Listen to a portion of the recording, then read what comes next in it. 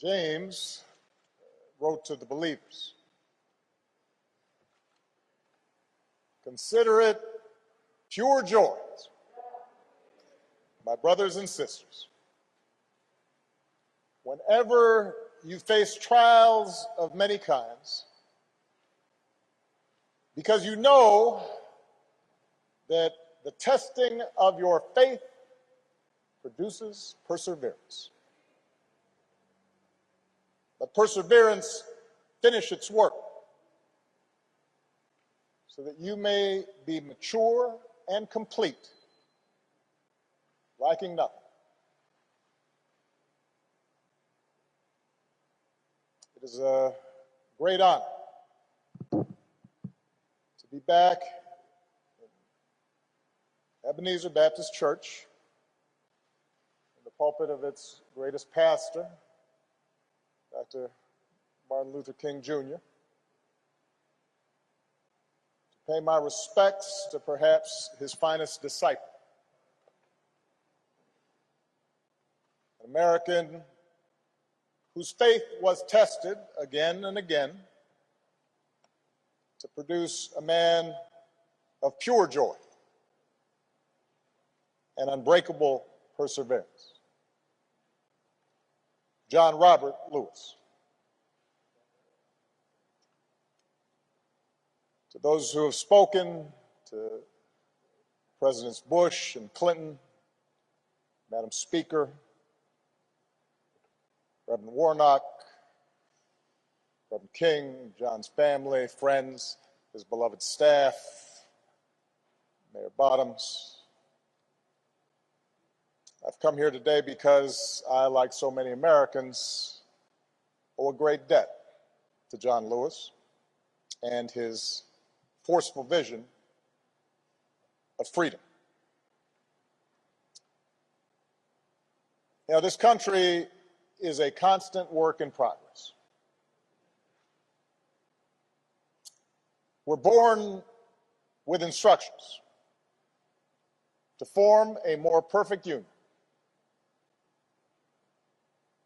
Explicit in those words is the idea that we're imperfect, that what gives each new generation purpose is to take up the unfinished work of the last and carry it further than any might have thought possible.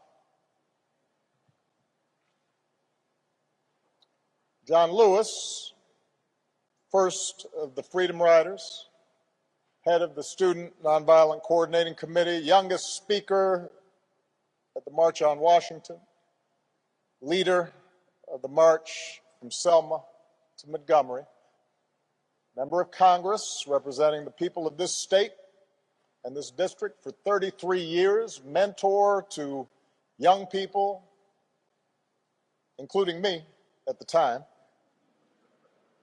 until his final day on this earth. He not only embraced that responsibility, but he made it his life's work, which isn't bad for a boy from Troy. John was born into modest means. That means he was poor.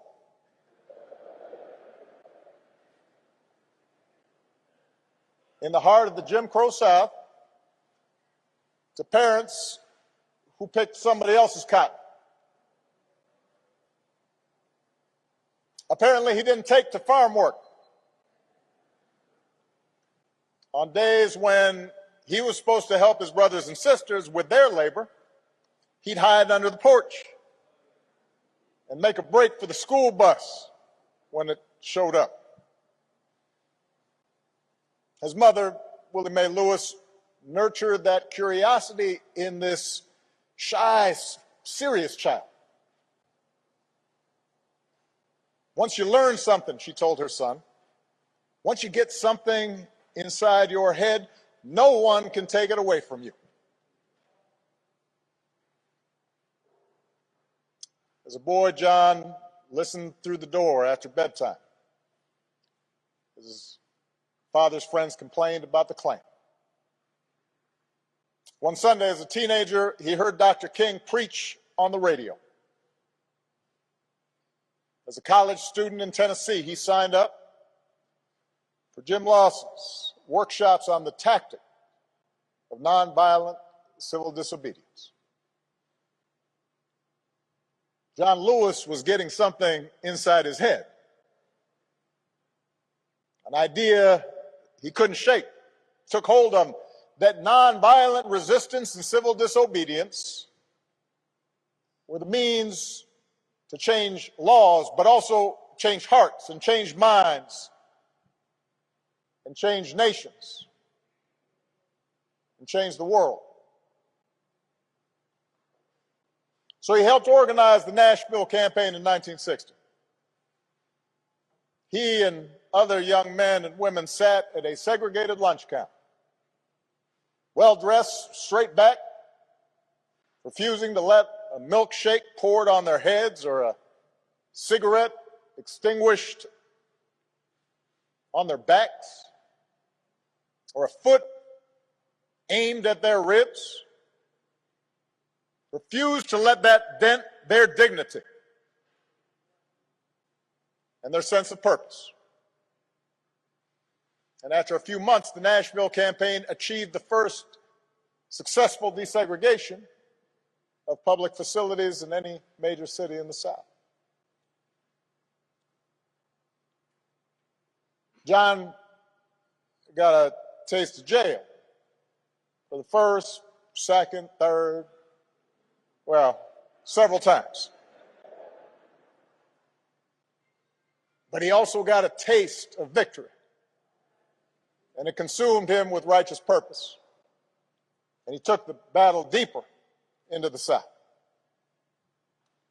That same year, just weeks after the Supreme Court ruled that segregation of interstate bus facilities was unconstitutional, John and Bernard Lafayette bought 2 tickets, climbed aboard a Greyhound, sat up front, and refused to move. This was months before the first official freedom rides.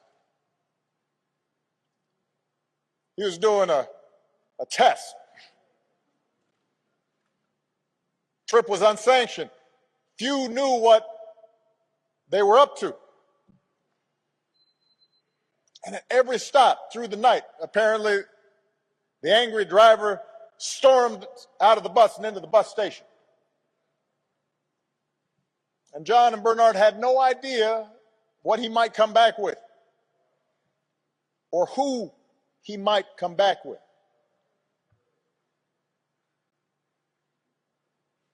Nobody was there to protect them. There were no camera crews to record events.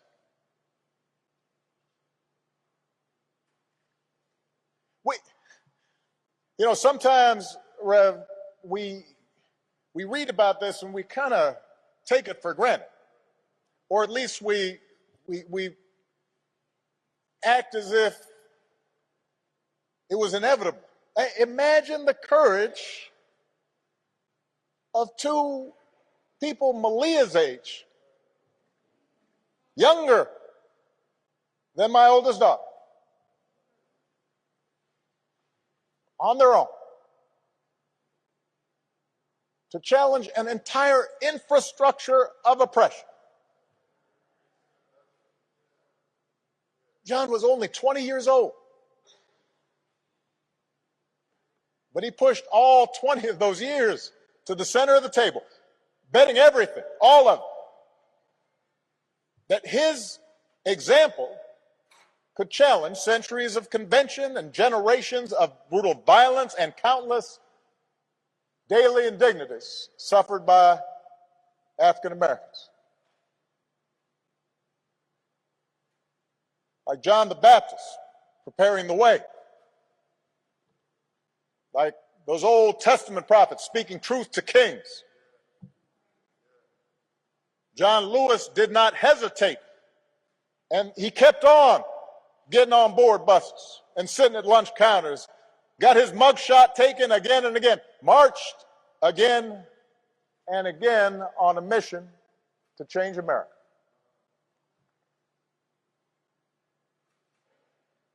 Spoke to 250,000 people at the March on Washington when he was just 23.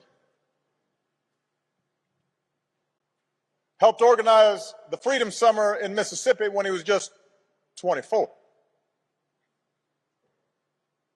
At the ripe old age of 25,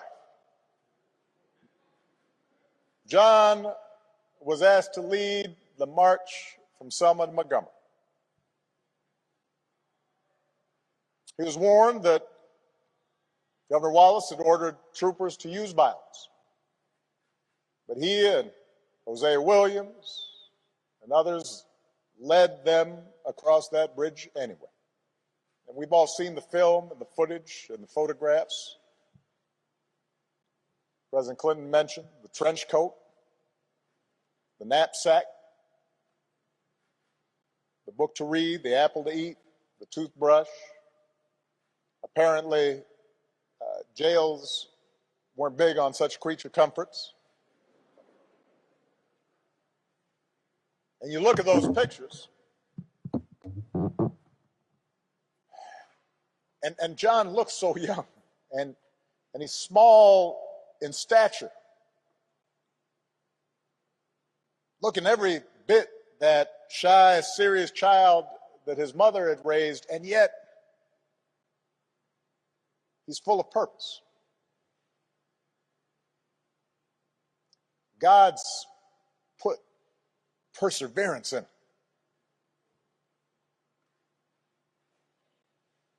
And we know what happened to the marchers that day. Their bones were cracked by billy clubs, their eyes and lungs choked with tear gas. They knelt to pray, which made their heads easier targets. And John was struck in the skull, and he thought he was going to die. Surrounded by the sight of young Americans gagging and bleeding and trampled. Victims in their own country of state-sponsored violence. And the thing is, I imagine initially that day, the troopers thought they'd won the battle.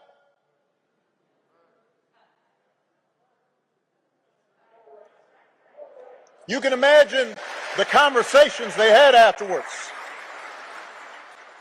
You can imagine them saying, yeah, we showed them.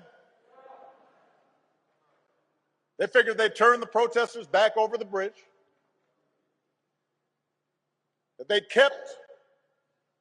they'd preserved a system that denied the basic humanity of their fellow citizens.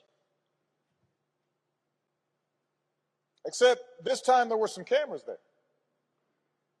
This time the world saw what happened, bore witness to Black Americans who were asking for nothing more than to be treated like other Americans, who were not asking for special treatment, just equal treatment, promised to them a century before, and almost another century before that. And when John woke up and checked himself out of the hospital, he would make sure the world saw a movement that was, in the words of Scripture, hard pressed on every side, but not crushed. Perplexed, but not in despair. Persecuted, but not abandoned. Struck down, but not destroyed.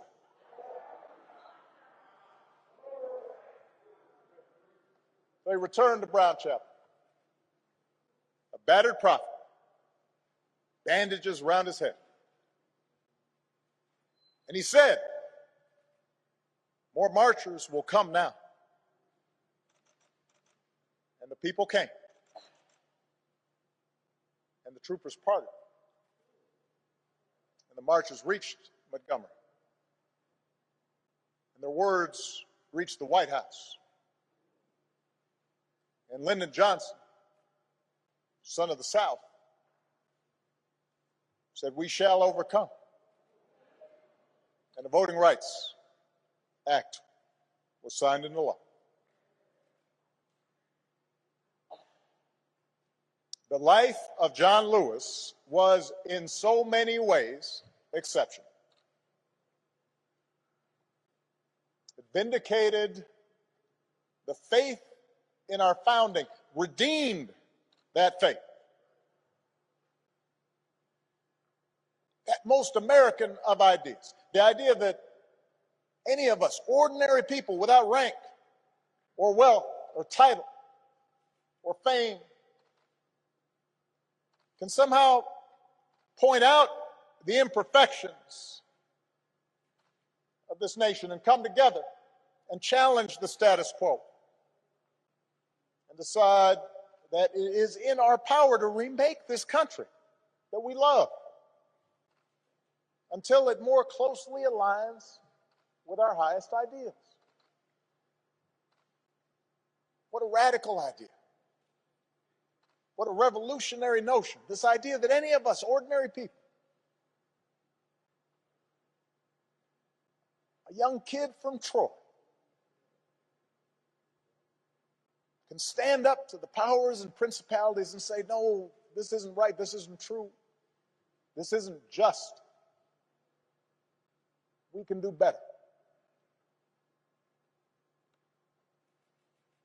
On the battlefield of justice, Americans like John, Americans like Reverends Lowry, C.T. Vivian, two other patriots that we lost this year, liberated all of us that many Americans came to take for granted. America was built by people like that. America was built by John Lewis's.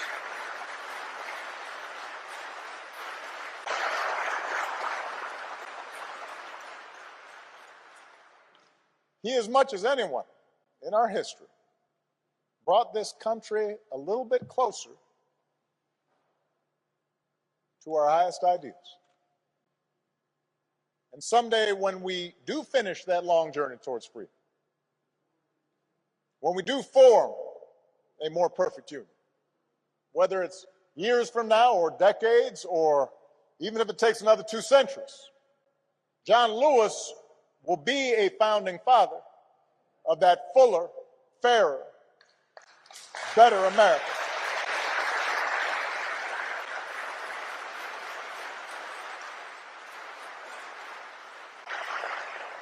And yet, as exceptional as John was, here's the thing: John never believed that what he did was more than any citizen of this country can do.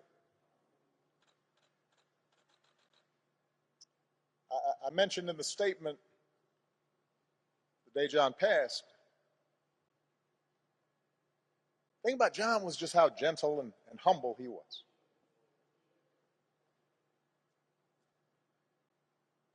And despite this storied, remarkable career, he treated everyone with kindness and respect because it was innate to him, this idea that any of us can do what he did if we're willing to persevere. He believed that in all of us there exists the capacity for great courage. That in all of us there's a longing to do what's right. That in all of us there's a willingness to love all people and extend to them their God-given rights to dignity and respect.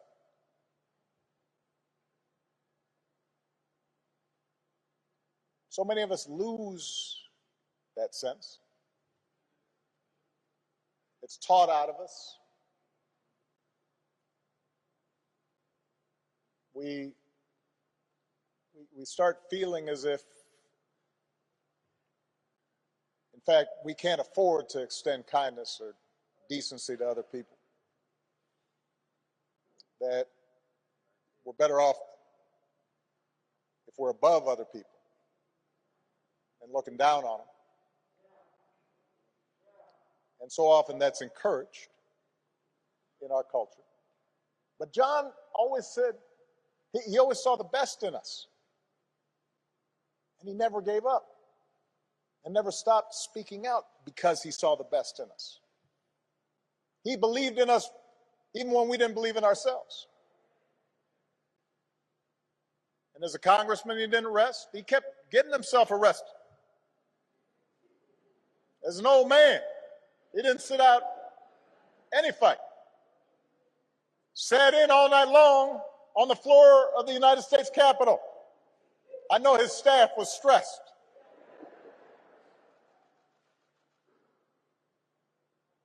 But the testing of his faith produced perseverance. He knew that the march is not over, that the race is not yet won, that we have not yet reached that blessed destination where we are judged by the content of our character.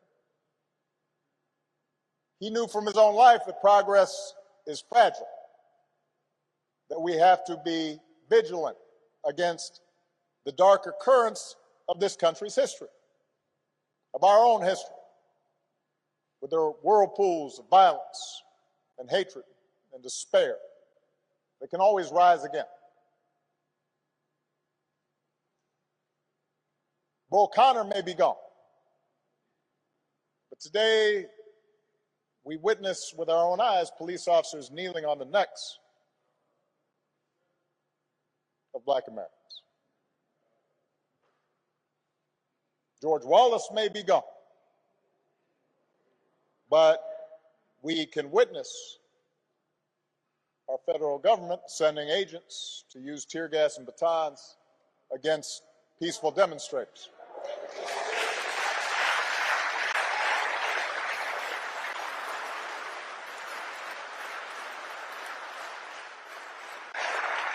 We may no longer have to guess the number of jelly beans in a jar in order to cast a ballot. But even as we sit here, there are those in power who are doing their darndest to discourage people from voting by closing polling locations and targeting minorities and students with restrictive ID laws and attacking our voting rights with surgical precision, even undermining the Postal Service in the run-up to an election that's going to be dependent on mail-in ballots so people don't get sick.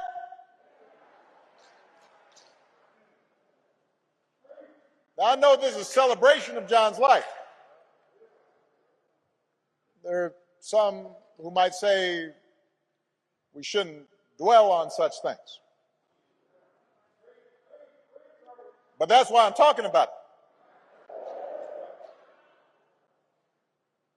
John Lewis devoted his time on this earth fighting the very attacks on democracy and what's best in America that we're seeing circulate right now.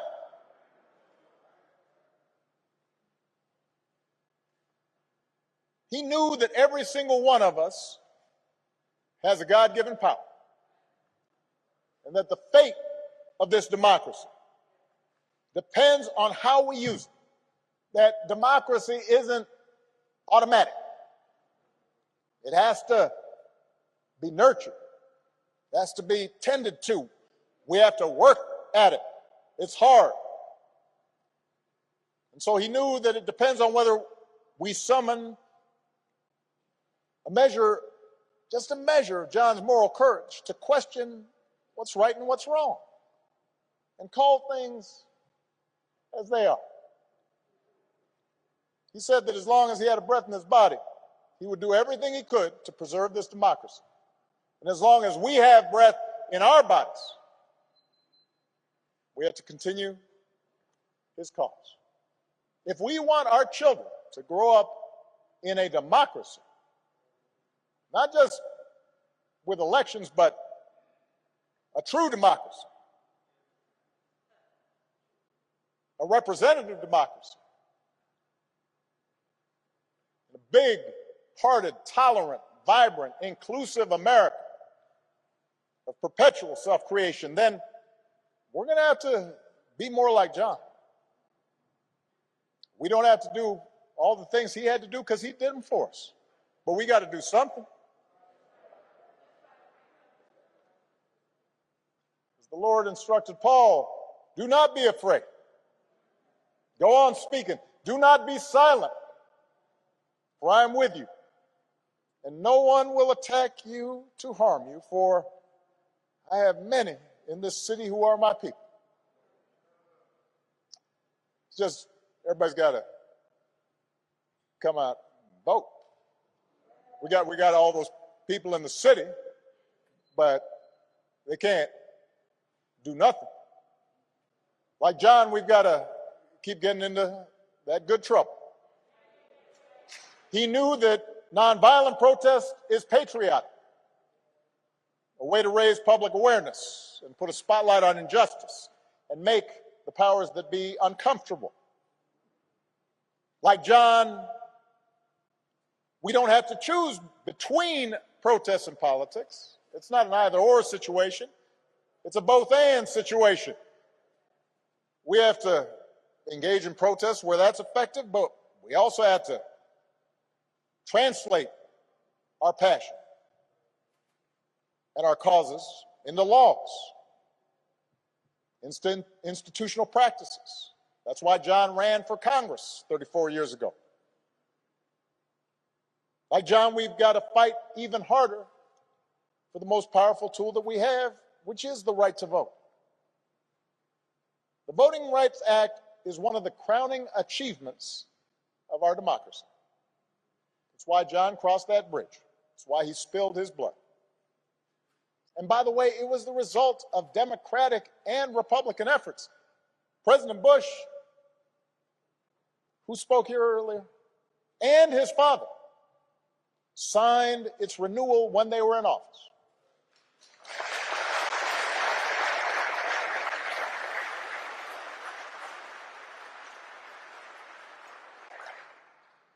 President Clinton didn't have to because it was the law when he arrived, so instead he made a law to make it easier for people to register to vote.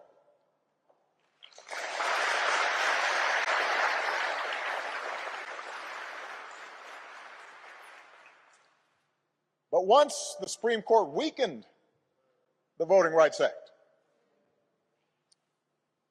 some state legislators unleashed a flood of laws designed specifically to make voting harder, especially, by the way, state legislators where there's a lot of minority turnout and population growth. That's not necessarily a mystery or an accident.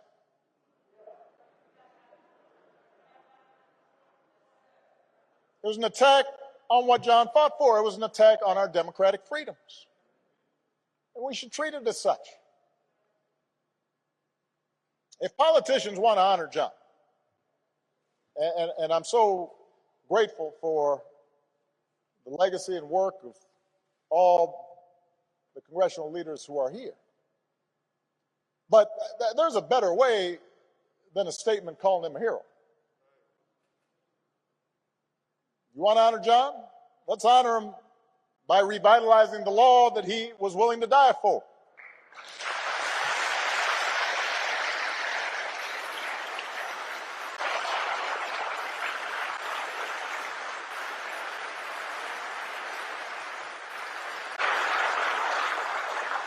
And by the way,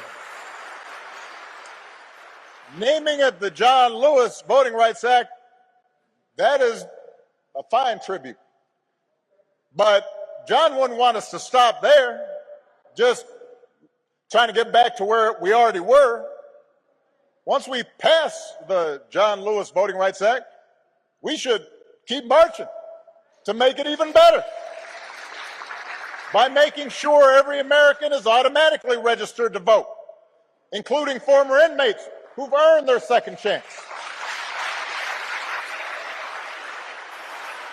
By adding polling places and expanding early voting and making Election Day a national holiday. So if you are somebody who's working in a factory, or you're a single mom who's got to go to her job and doesn't get time off,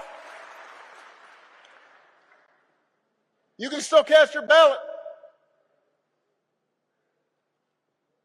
by guaranteeing that every American citizen has equal representation in our government, including the American citizens who live in Washington, D.C.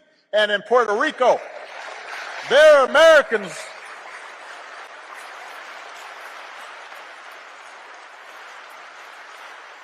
By ending some of the partisan gerrymandering so that all voters have the power to choose their politicians, not the other way around. And if all this takes eliminating the filibuster, another Jim Crow relic, in order to secure the God-given rights of every American, then that's what we should do. Now, even if we do all this, even if every bogus voter suppression law is struck off the books today, we've got to be honest with ourselves that too many of us choose not to exercise the franchise. Too many of our citizens believe their vote won't make a difference, or they buy into the cynicism that, by the way, is the central strategy of voter suppression, to make you discouraged, to stop believing in your own power. So we're also going to have to remember what John said. If you don't do everything you can do to change things, then they will remain the same. You only pass this way once. You have to give it all you have.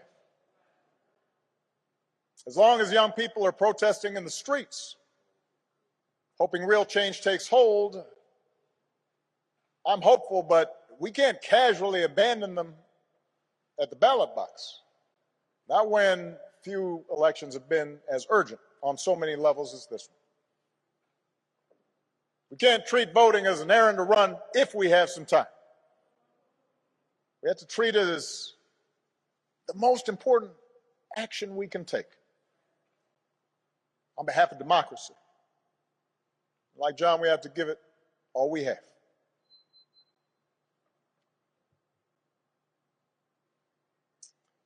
I was proud that John Lewis was a friend of mine. I met him when I was in law school. He came to speak. And I went up and I said, Mr. Lewis, you are one of my heroes.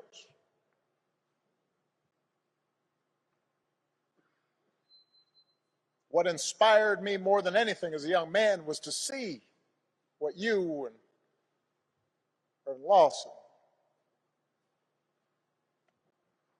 Bob Moses, Diane Nash, and others did. And he got that kind of, aw shucks, thank you very much.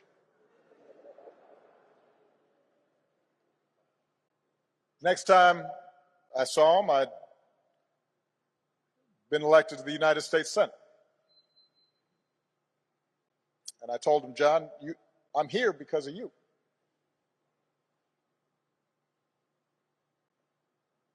And on Inauguration Day in 2008, 2009, he was one of the first people I greeted and hugged on that stand. And I told him, this is your day too. He was a good and kind and gentle man. and he believed in us, even when we don't believe in ourselves. And it's fitting that the last time John and I shared a public forum was on Zoom. And I'm pretty sure neither he nor I set up the Zoom call because we didn't know how to work it. There's a virtual town hall with a gathering of young activists who had been helping to lead this summer's demonstrations in the wake of George Floyd's death. And afterwards, I spoke to John privately, and he could not have been prouder to see this new generation of activists standing up for freedom and equality, a new generation that was intent on voting and protecting the right to vote. In some cases, a new generation running for political office. And I told him, all those young people, John, of every race and every religion, from every background and gender and sexual orientation, John, those are your children. They learned from your example, even if they didn't always know it. They had understood through him what American citizenship requires, even if they'd only heard about his courage through the history books.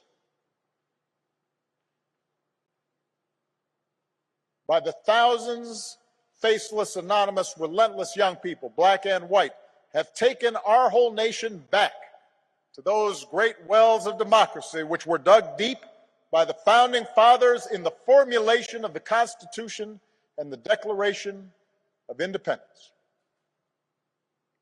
Dr. King said that in the 1960s, and it came true again this summer.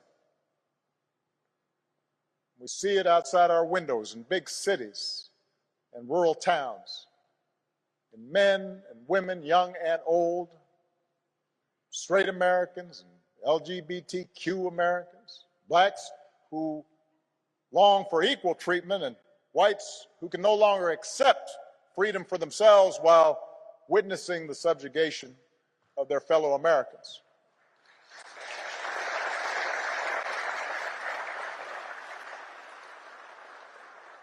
We see it in everybody doing the hard work of overcoming complacency, of overcoming our own fears and our own prejudices, our own hatreds. You see it in people trying to be better, truer versions of ourselves. And that's what John Lewis teaches us. That's where real courage comes from, not from turning on each other, but by turning towards one another, not by sowing hatred and division, but by spreading love and truth, not by avoiding our responsibilities to create a better America and a better world, but by embracing those responsibilities with joy and perseverance, and discovering that in our beloved community, we do not walk alone. What a gift John Lewis was. We are all so lucky to have had him walk with us for a while and show us the way. God bless you all. God bless America. God bless this gentle soul who pulled it closer to its promise. Thank you very much.